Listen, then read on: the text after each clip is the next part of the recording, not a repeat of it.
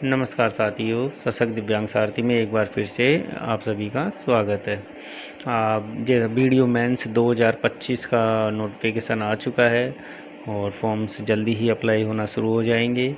और इसमें मेंस इसलिए बोला मैंने क्योंकि लास्ट टाइम इसने प्री भी थी, मेंस भी था और अच्छी जॉब, बहुत अच्छी है ये।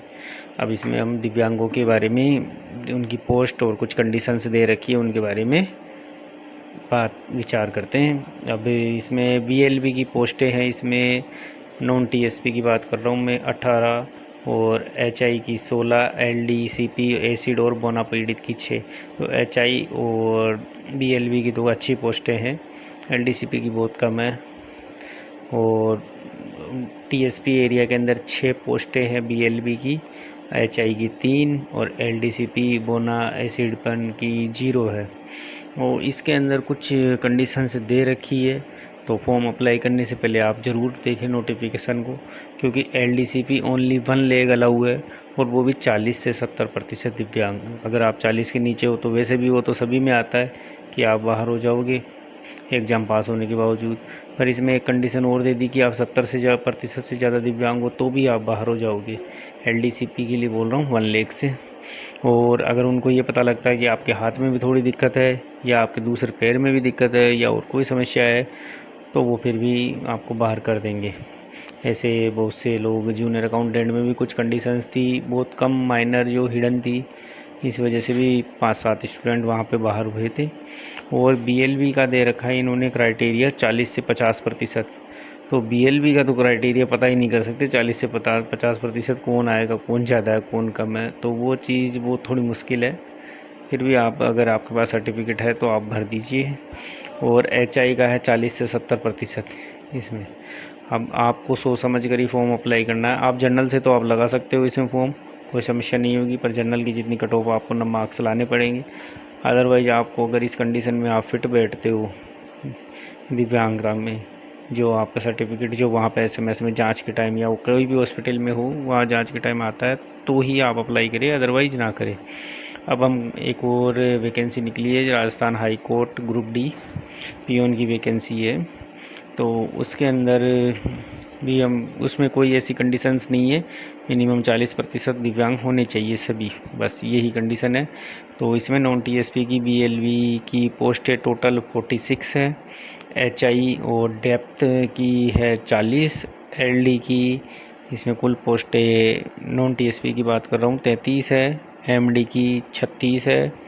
और टीएसपी एरिया की बात करूँ तो बीएलवी 2 है और एचआई 1 है, एलडी 0, एमडी 0। तो टीएसपी एरिया में तो इसमें एलडी एमडी की तो है ही पोस्टें। हाँ, और एक चीज़ और बता दूँ, एमडी की पोस्टें वीडियो में तो है भी नहीं। अभी हम राजस्थान हाई कोर्ट की ये ग्रुप डी की बात कर रहे हैं, जो पियोन बोलते हैं। हाँ, इसको छोटी नौकरी समझने की गलती ना करें। राजस्थान हाई कोर्ट में एक सेटी कमीशन और लगता है, तो उससे एक इंक्रीमेंट एक्स्ट्रा लगता है। तो कुल मिला के जितनी मतलब सैलरी इसकी 28,000 के लगभग तो बनती ही है।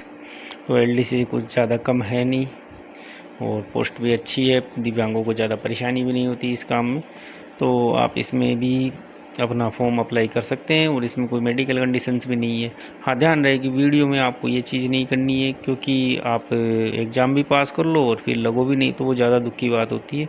इससे बढ़िया आप वहाँ प्रयास करो जहाँ पे आपकी संभावना बनती है।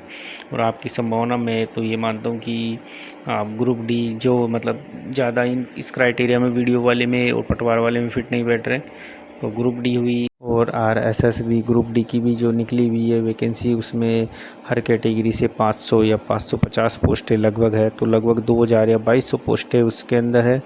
तो दिव्यांग अगर थोड़ा भी पढ़ लेता तो उसमें आराम से लग जाएगा। और इसकी कट ऑफ ऑफ पीएच की थोड़ी कम जानी शुरू हो जाएगी, क्योंकि रीज़न ये है कि एलडीसी, सूचना सहायक और पशु परिचर इनमें ज्वाइनिंग मिल जाएगी, तो 4th क्लास की नेगेटिव मार्किंग होने के बावजूद भी बहुत कम ही कट ऑफ जाएगी और उसके बाद तो और भी कम जानी शुरू हो जाएगी पीएच कैंडिडेट्स की। हाँ, और हाई कोर्ट ग्रुप डी और में आपको ना उसी कैटेगरी में रखा जाएगा जिस कैटेगरी में आपको इंटरव्यू के लिए जितने गुना उन्होंने सेट किए हैं, 3 गुना या 4 गुना, जो भी 3 गुना है शायद, उनको बुलाया जाएगा। तो आप जनरल के हो तो आप जनरल में शामिल किए जाओगे, वहाँ पीएच की अलग से कट ऑफ नहीं जाएगी। आप ओबीसी है तो आपको ओबीसी क्रॉस करनी पड़ेगी, नेगेटिव मार्किंग नहीं है हालांकि, और ओबीसी क्रॉस करोगे तभी आपको वैकेंसी के लिए जॉब के लिए बुलाया जाएगा। और आप एसटी के हो तो एसटी क्रॉस करना पड़ेगा। इस चीज़ से आप ये बिल्कुल ध्यान दें कि ये थोड़ा सा हार्ड पड़ेगा आपके लिए, क्योंकि नेगेटिव मार्किंग नहीं है, पोस्टें कम है।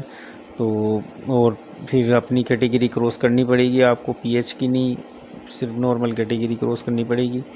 अब दूसरी चीज़, और दोनों में से वैकेंसी में तुलना करें तो मेरे हिसाब से हाई कोर्ट ग्रुप डी ज़्यादा बेटर है, क्योंकि इसमें एक सिटी कमीशन अलग से लगता है, एक इंक्रीमेंट एक्स्ट्रा होता है। इससे आपकी सैलरी लगभग 28,000 के आसपास होती है। और मेट्रो सिटीज़ पर भी आपको डिपेंड करता है, अगर आप मेट्रो सिटीज़ में होगे तो आपके 29,000 के आसपास, 29 साढ़े 29,000 तो भी हो सकती है। तो better high court group D है। हाँ, जिसकी भी तैयारी करो थोड़ा ध्यान से करो। और इसका कोर्स कम है तो कट ऑफ तो ज़्यादा जानी है, आपको अपनी कैटेगरी भी क्रॉस करनी है।